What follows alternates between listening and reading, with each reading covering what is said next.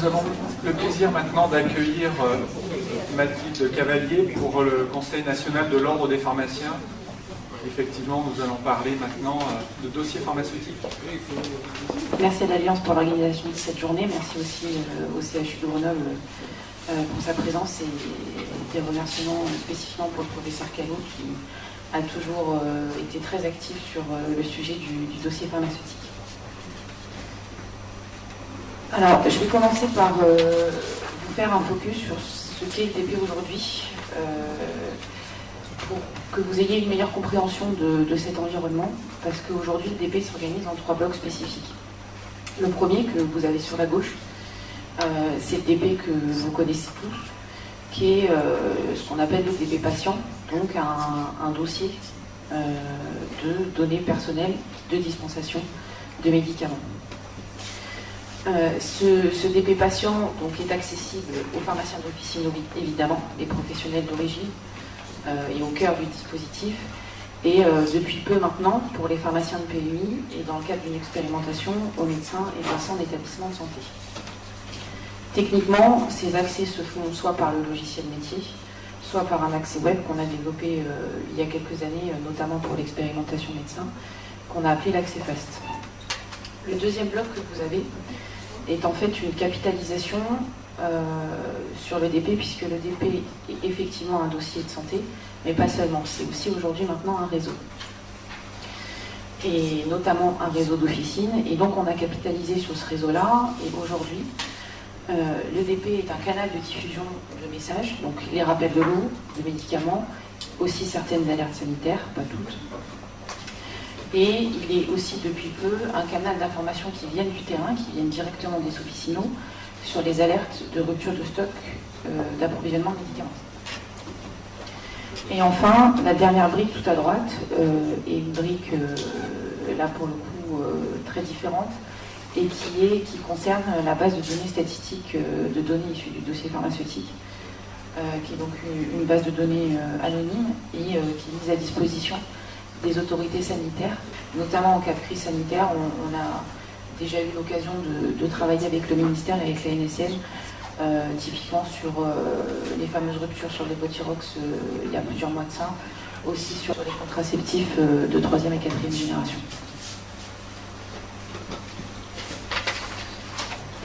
Alors, le DP, c'est avant tout, et c'est à l'origine, et c'est encore aujourd'hui, le DP en officine.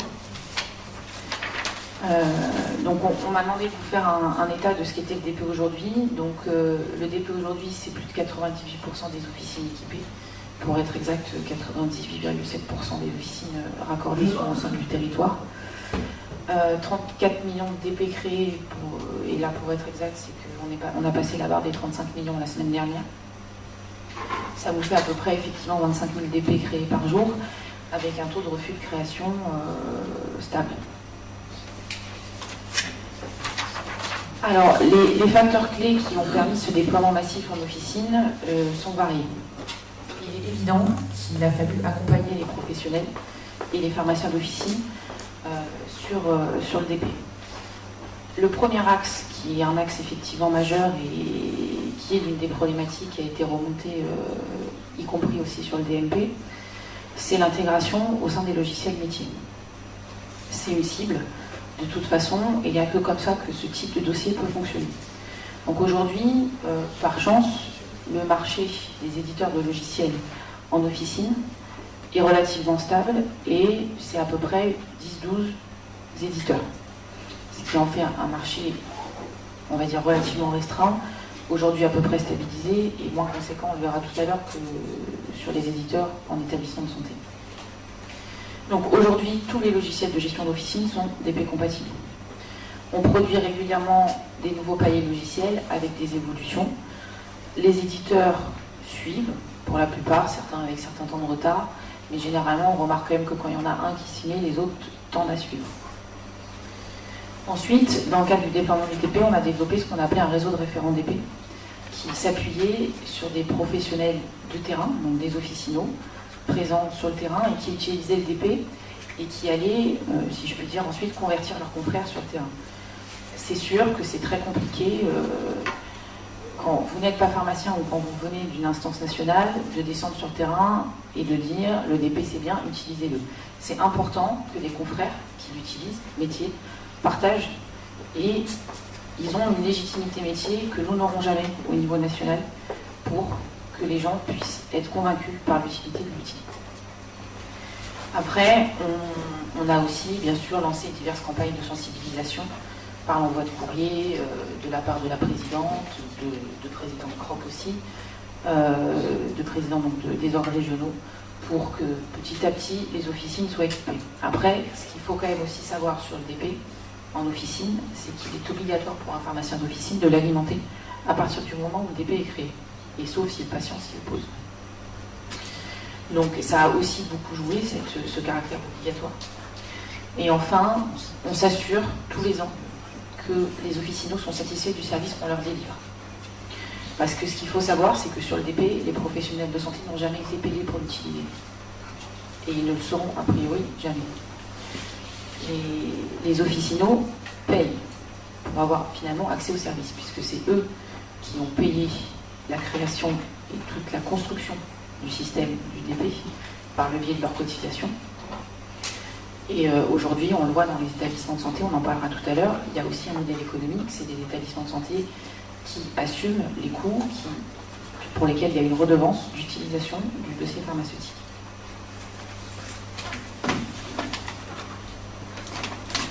Alors, si le DP a bien fonctionné, c'est aussi parce qu'il est utile.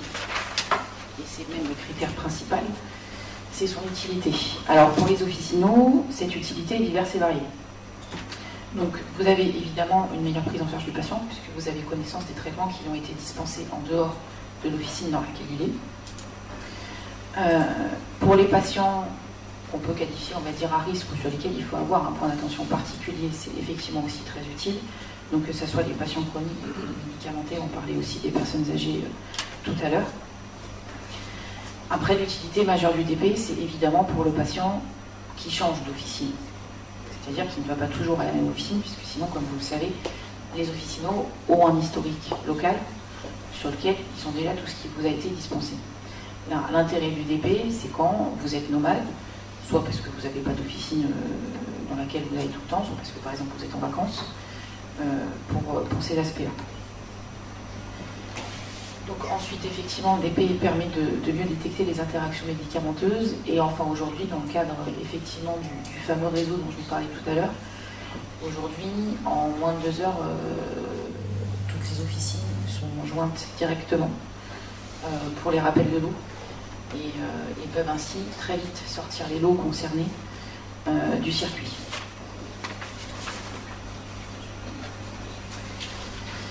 Alors, au bout de quelques années, quand on a commencé à avoir une certaine masse critique de dossiers, on était à peu près à un peu plus de 10 millions de dossiers créés, on est venu nous voir en nous disant ça serait bien si les établissements de santé pouvaient aussi avoir accès au DP. L'intérêt pour l'officinal, et ce que l'officinal attend de cet accès au DP pour l'hôpital, c'est évidemment un retour d'information aussi, donc de boucler la boucle, notamment sur le circuit de rétrocession, de pouvoir éventuellement connaître les dernières dispensations intra-hospitalières qui ont un effet sur le patient suite à sa sortie. Quelque chose qu'on nous demande et qu'on nous redemande et qu'on ne cesse de nous demander, qui est la transmission de l'ordonnance de sortie. Alors qui est une demande aussi bien de la part des officinaux que de la part des hospitaliers. Et enfin aussi, pour les officinaux, de pouvoir communiquer plus facilement avec leurs confrères hospitaliers. Ce qui m'amène effectivement tout naturellement sur le DP en établissement de santé. Alors, l'histoire du DP en établissement de santé, donc on est venu nous dire que ça serait peut-être intéressant de commencer à regarder du côté des établissements. Et là, ça a commencé par une expérimentation limitée au cadre de la rétrocession en 2010, avec 5 établissements qui ont participé. Donc la rétrocession était un terrain naturel, puisqu'on va dire que le mode d'exercice ressemble, je dis bien ressemble, un petit peu à celui de l'officine. Vous avez des patients qui viennent se voir dispenser des médicaments particuliers et voilà. Donc effectivement, donc en rétrocession, là-dessus, cette expérimentation s'est arrivée positive et en parallèle avait été menée des groupes de travail avec des pharmaciens de PMI, et des médecins hospitaliers, des DSI et aussi des décideurs au sein des hôpitaux. Ça aboutit à la loi que vous avez ici, ces deux articles. Le premier concerne une généralisation de l'accès pour les pharmaciens de PUI, puisque les pharmaciens de PUI nous ont justement fait remarquer, nous faisons de la rétrocession, mais nous ne faisons pas que ça. Nous faisons aussi aujourd'hui de la conciliation médicamenteuse dans le cadre de la prise en charge des patients, et l'EDP peut être un outil majeur dans le cadre de notre exercice sur cet aspect-là et cette mission-là. Donc aujourd'hui, l'EDP est accessible pour les pharmaciens de PUI, c'est une généralisation, et je précise bien, ce n'est pas une expérimentation. Aujourd'hui, tous les pharmaciens de PUI peuvent accéder au DP, sous réserve que leur établissement ait signé une convention avec l'ordre. Enfin, il y a là bien sûr une expérimentation dans 55 établissements en France, et dont fait partie d'ailleurs le CHU Grenoble, pour 3 spécialités de médecins, les anesthésistes, les urgentistes et les gériatres. Pour qu'ils testent, pour voir quel est l'intérêt que leur apporte une consultation du DP. On verra ça effectivement un peu plus longuement. Un peu plus longuement tout à l'heure, vous verrez les statistiques de connexion sur ces aspects-là. Après la loi, donc, nous avons évidemment eu dans la logique un décret qui vous confirme que les pharmaciens de PUI ont accès au DP dans les mêmes conditions qu'un pharmacien d'officine, c'est-à-dire qu'ils peuvent créer, supprimer, consulter et alimenter. Alors, la question aujourd'hui, c'est comment les pharmaciens de PUI peuvent y avoir accès. Il y a 2 possibilités. Je vais commencer par... Pardon, excusez-moi. Je vais commencer par le second, qui est l'accès FAST, donc qui est un accès web, qui n'est pas la cible en tant que telle, qui est simplement une trajectoire pour permettre aux professionnels qui veulent accéder au DP d'y accéder rapidement, sans pour autant attendre que leur éditeur de logiciels fasse les développements. Donc cet accès web, comme tout accès au DP, nécessite la carte vitale du patient et la carte CPS du professionnel. C'est des conditions qui ont été faites comme ça. Alors pour répondre peut-être à l'interrogation de monsieur tout à l'heure sur effectivement la carte vitale, l'identifiant qu'utilise le DP et le NDP. Et c'est un identifiant qui, contrairement effectivement à l'INSC pour l'instant, a l'avantage de prendre en compte les ayants droit. C'est-à-dire qu'il est aujourd'hui possible sur une carte que, par exemple, votre enfant ait un DP et que vous n'en ayez pas. Donc ça, c'est pour l'accès web. Et donc l'accès cible est évidemment un accès au sein de vos logiciels métiers en tant que professionnel des établissements de santé. Je crois que je n'ai pas encore fini de recenser tous les éditeurs présents sur le marché hospitalier, tellement les briques sont nombreuses et variées. Donc on essaye de travailler avec des éditeurs à la fois d'aide à la dispensation, enfin plus de circuit du médicament on va dire, et aussi avec des logiciels de dossiers patients informatisés. Après bien sûr on reste ouvert, mais voilà. Et donc aujourd'hui il y a seulement 2 éditeurs qui sont compatibles dans le milieu hospitalier, que sont Génois du SIB et Fermat de Computer Engineering. On ne désespère pas qu'il y en ait bientôt beaucoup plus. Effectivement, ça commence à bouger puisque la demande de la part des établissements est de plus en plus présente.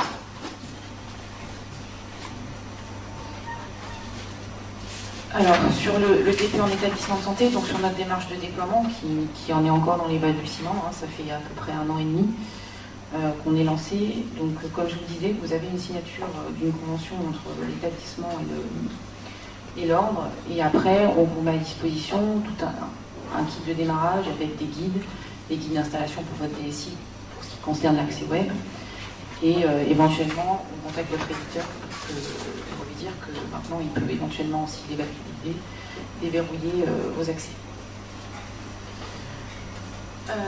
Alors, l'état du déploiement aujourd'hui en PUI, donc on a 244 sites qui sont sous convention et 146 qui sont raccordés.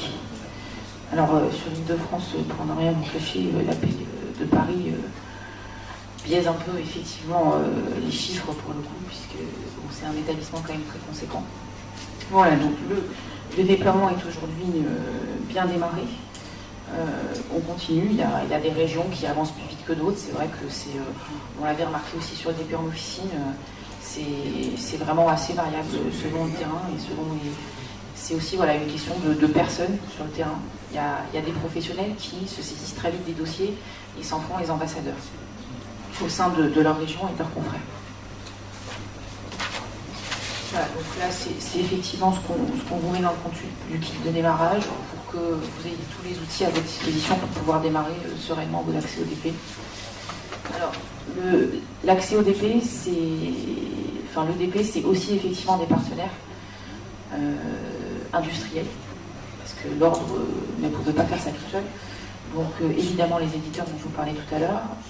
Nous avons un hébergeur agréé de données de santé.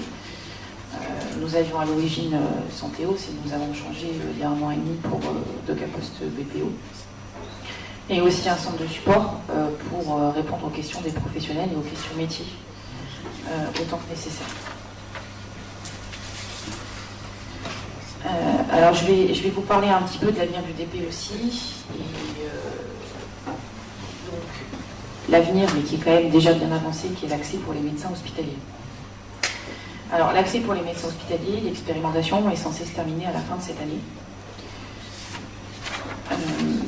Alors peut-être qu'elle sera prolongée, ne serait-ce que pour pouvoir permettre à l'évaluation de se terminer dans de bonnes conditions. Donc aujourd'hui, c'est 55 établissements qui ont été retenus, donc sur à peu près une vingtaine de régions en France. Et ça s'est limité à 3 spécialités de médecins, telles que c'était prévu par le décret, donc les anesthésistes, les gériatres et les urgentistes, qui avaient été en fait des catégories de médecins, enfin de services, on va dire plutôt au sein des établissements, identifiés comme étant très en demande, historique médicamenteux, venant de la ville. Alors c'est vrai, mais on sait aussi qu'il n'y a pas que, parce que ça nous arrive régulièrement d'avoir des médecins de spécialités diverses et variées qui disent mais pourquoi pas, j'y ai pas droit.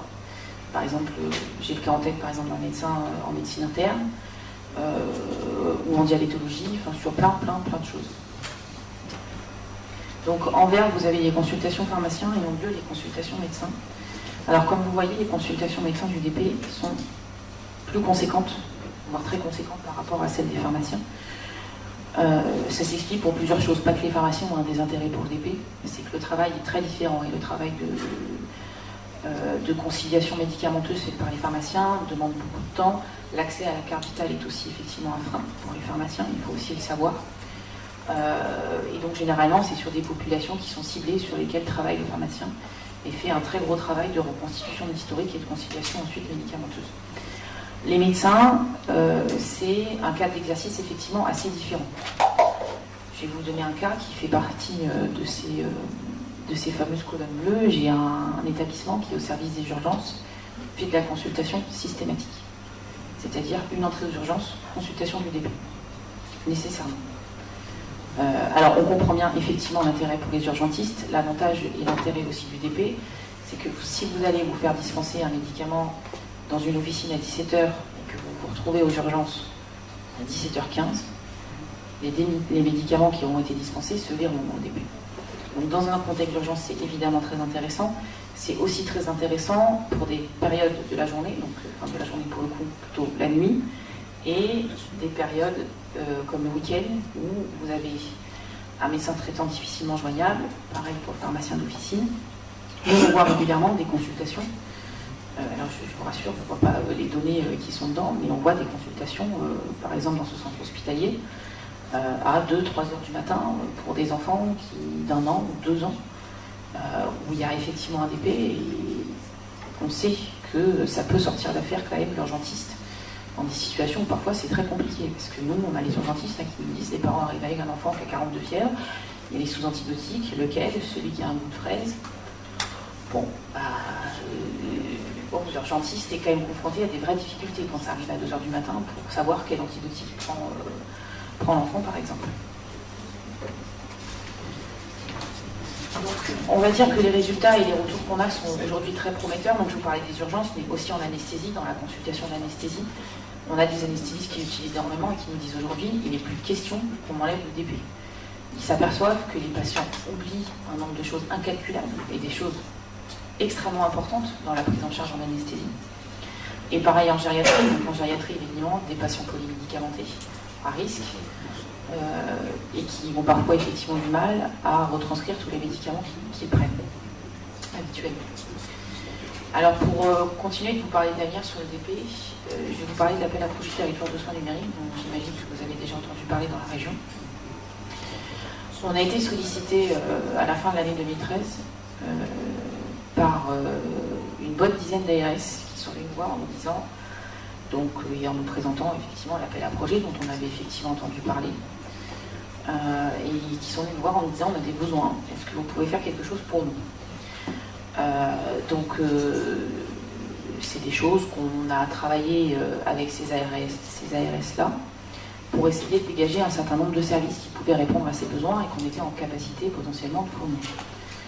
Il y a des choses auxquelles c'était soit certainement pas notre rôle ou qu'on n'était de toute façon pas dans la capacité de le faire. Et donc on a identifié un certain nombre de services que je vous ai listés là.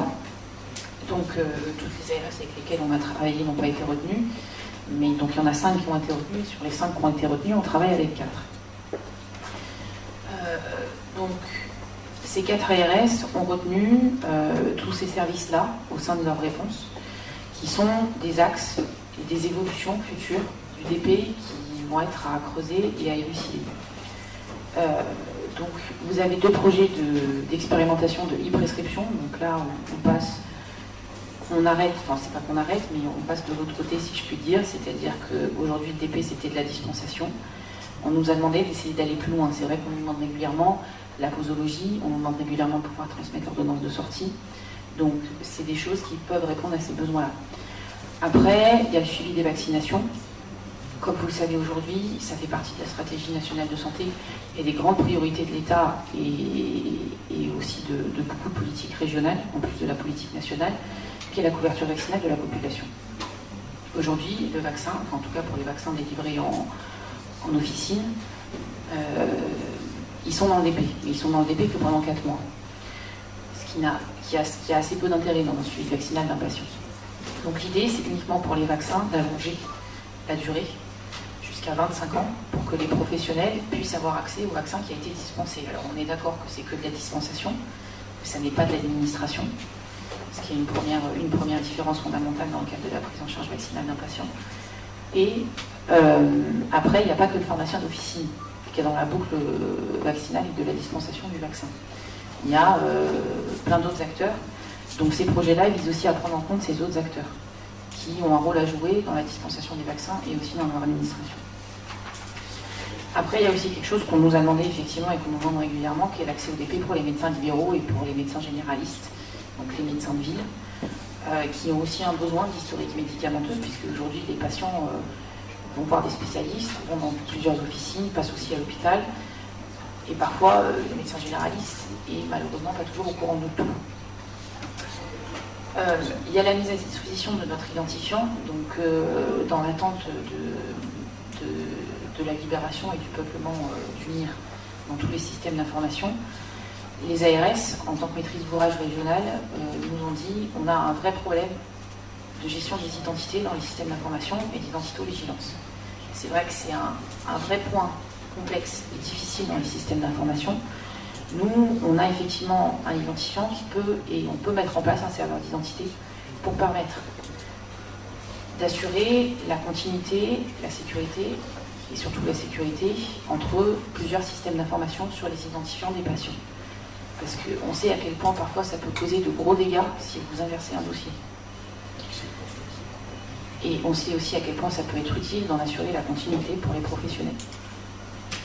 Après, il y a un cas d'usage qu'on souhaiterait approfondir, qui est l'alimentation du DP dans le cadre des chimiothérapies, puisque là c'est pareil, c'est une demande notamment de la part des officinaux dans le cadre des hospitalisations de jour en chimiothérapie. Donc vous avez des patients qui le matin vont faire leur chimiothérapie, qui ressortent quelques heures plus tard, et qui arrivent en fin de journée à l'officine. Je me sens pas bien, qui viennent se voir dispenser des médicaments, et l'officinal a assez peu d'informations sur ce qui s'est passé pour le patient lors de sa chimiothérapie. Et enfin, la fourniture de statistiques de santé auprès des ARS, dans le cadre à la fois de l'évaluation de ce projet-là, mais aussi sur du suivi de certaines pathologies ou d'épidémies. Voilà, merci.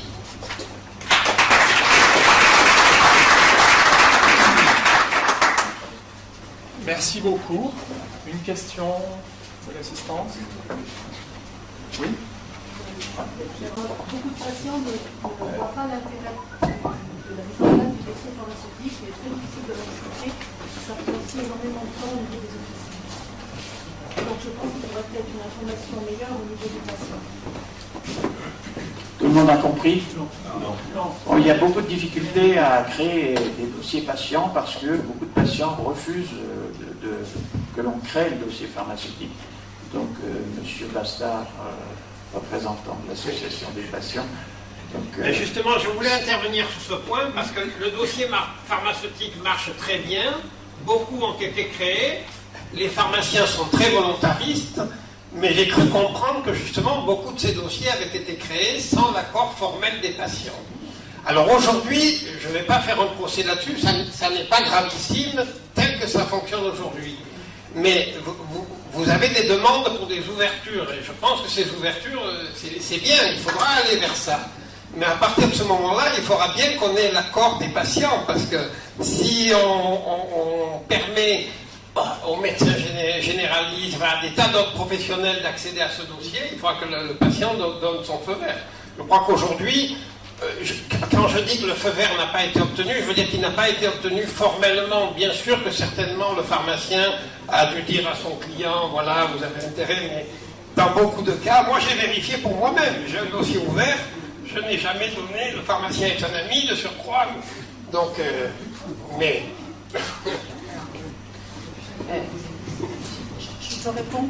Non, mais C'est vrai que dans certains cas, je pense que les dossiers ont été offerts sans l'approbation du patient, mais quelquefois aussi, surtout, il n'a pas compris. C'est-à-dire qu'on pose la question peut-être rapidement, Oui. on n'a pas le temps de développer, vrai. et on dit, bon, on crée un dossier, oui, dossier pharmaceutique, si on se lance dans les explications, c'est un peu long, et en général, ça passe pas, parce qu'il y a trop de temps. Mais le patient, il n'est pas opposé à ce dossier pharmaceutique parce qu'il a bien compris que quand il se déplace, bon, ça lui donne des facilités immédiates, il est d'accord. si vous me permettez effectivement quelques compléments. Vous avez des demandes pour l'ouvrir à des médecins libéraux, c'est bien, il faudra le faire, mais il y a d'autres problèmes. Je suis en Auvergne, secrétaire général d'un service qui fait de la télésurveillance des insuffisants cardiaques, qui s'appelle Cardioverne. On a 850 personnes en file active. Et dans ce cadre-là, les médecins de notre service ont besoin d'avoir des adaptations des posologies.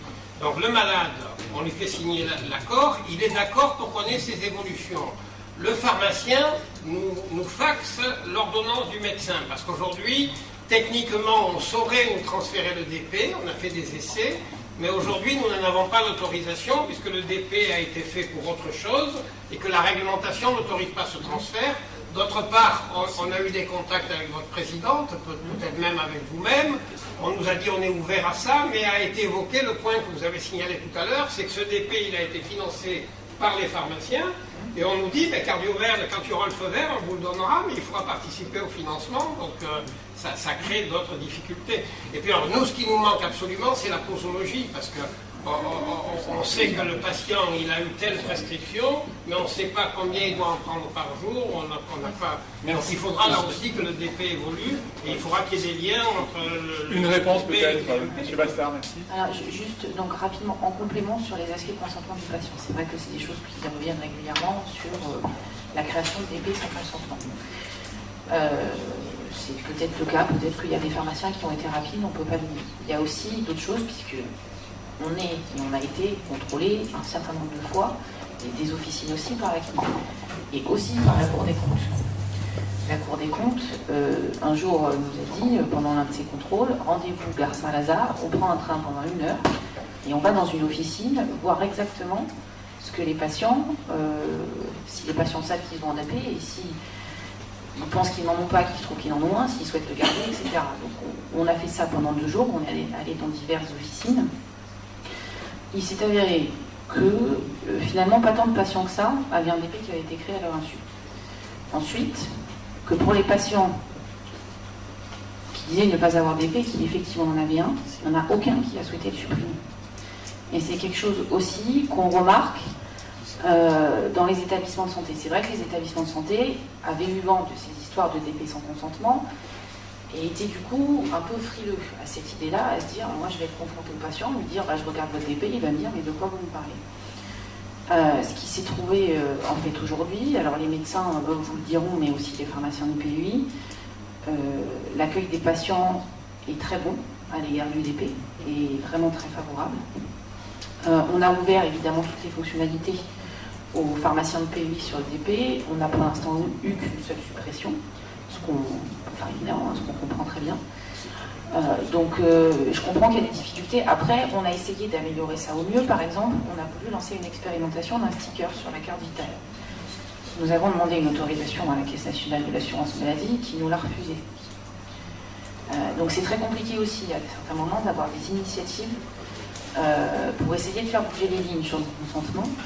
Donc on fait ce qu'on peut là-dessus. Je sais que par exemple sur la semaine de la sécurité des patients, il y a un certain nombre d'initiatives locales qui vont se faire sur le DP avec des actions de sensibilisation auprès des patients. Nous, on resensibilise régulièrement les pharmaciens sur ces aspects de respect des droits des patients. On resensibilise aussi les éditeurs de logiciels pour que ça soit clair dans leur logiciel, parce que c'est pas normal aujourd'hui qu'on ait des pharmaciens qui appellent un centre de support en disant « je ne sais pas comment faire pour supprimer le DP du patient ».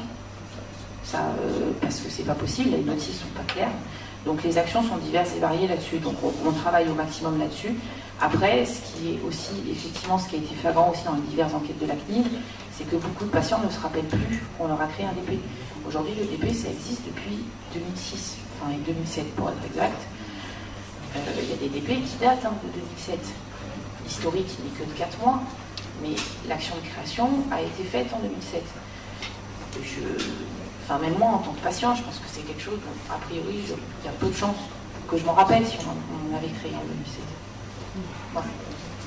Monsieur Mantonex, une question. Oui, puis-je me permettre, à l'occasion de cette 4e table ronde organisée par l'AUEG sur le DMP et le DP, d'organiser un petit référendum, le 4e. Levons la main, nous qui avons un DP dans l'assistance. Moi, je ne peux pas savoir, je ne sais pas. Mais l'avez-vous demandé? Oui, on l'a demandé. On l'a proposé. Oui, on l'a demandé, on nous l'a refusé. Vous êtes, Monsieur le Président, on est en progrès, mais les Grenoblois pourraient faire beaucoup mieux. Les Auvergnats aussi. Une Parisienne aussi pourrait faire mieux. Il suffit de le demander, madame. Demandez qu'il y a un DMP aussi. Il ne suffit pas de le demander. Je l'ai demandé à ma pharmacienne habituelle, qui me l'a refusé. Elle m'a dit... Il faut faire marcher la concurrence.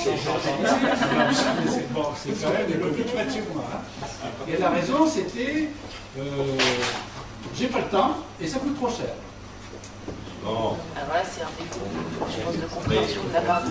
Une question bête, peut-être. Je suis surpris d'apprendre que le DP n'est pas ouvert aux médecins libéraux. J'ai une expérience personnelle, donc mon médecin traitant m'a prescrit des antibiotiques. Et en se référant à un dossier que je pensais être le DP, a vu que j'avais eu une prescription d'antibiotiques quelque temps avant. En consultant son poste de travail de professionnel de C'est santé. l'historique des remboursements. Est-ce que je peux intervenir là, justement, parce que c'était une de mes questions. Donc, effectivement, d'ailleurs, c'est peut-être M. Bastien qui devrait en parler. Donc, tous les médecins libéraux ont accès à l'historique du remboursement et donc ils ont exactement la même information que celle qui est dans le DP via un téléservice de la CNAM qui est complètement intégré dans leur poste de travail. Donc en fait, les médecins libéraux ont déjà accès à cette information. Ils le savent normalement, pas ceux qui demandent d'avoir accès au DP, visiblement, parce qu'ils ont déjà accès à la même information. Donc ça c'était... Moi j'avais une autre question, c'est le programme de e-prescription qui est relatif au DP. Comment est-ce qu'on gère son existence par rapport au projet de e-prescription qui est conduit par la CNAM? Parce que 2 projets nationaux sur la même thématique, c'est pas possible. On n'a pas les moyens.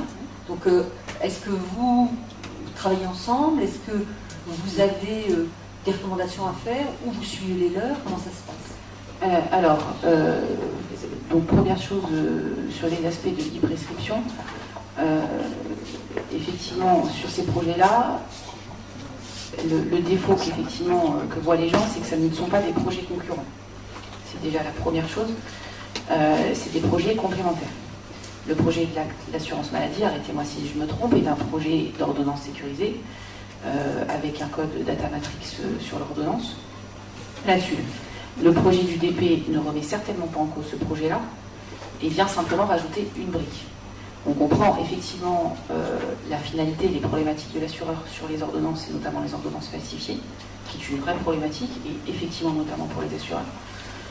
Ensuite, sur le projet de prescription que porte l'Ordre national des pharmaciens avec l'Ordre national des médecins, et un projet de dématérialisation et de structuration de l'ordonnance, ce qui n'empêchera pas une ordonnance sécurisée avec un code.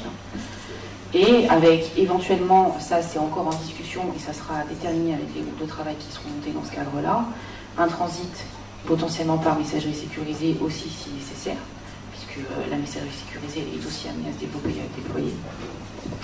Et qui s'adresse, alors, dans le cadre d'un parcours de ville pour les pharmaciens d'officine, effectivement, évidemment, pour créer le lien entre le médecin traitant et la ville. Pour le cas de l'ordonnance de sortie, ce qui nous est très demandé, c'est de pouvoir router directement vers une officine désignée par le patient cette ordonnance-là, pour que l'officinal puisse préparer la dispensation. Parce que c'est une vraie difficulté. Mais en tout cas, le projet de l'ordre des médecins ne vient de l'ordre des pharmaciens et des médecins ne vient certainement pas en concurrence du projet de l'assurance maladie. C'est certainement pas un projet qui... C'est pas l'un ou l'autre. C'est l'un et l'autre. Merci. Peut-être que nous reviendrons là-dessus tout à l'heure. C'est pas lisible. Pour les gens qui vont utiliser l'un ou l'autre, c'est pas lisible. Il vaut mieux qu'il y ait une voie claire pour tout le monde suivre. Mais bon. On reviendra peut-être là-dessus à l'occasion des débats qui suivront. Merci, Madame Cavalier.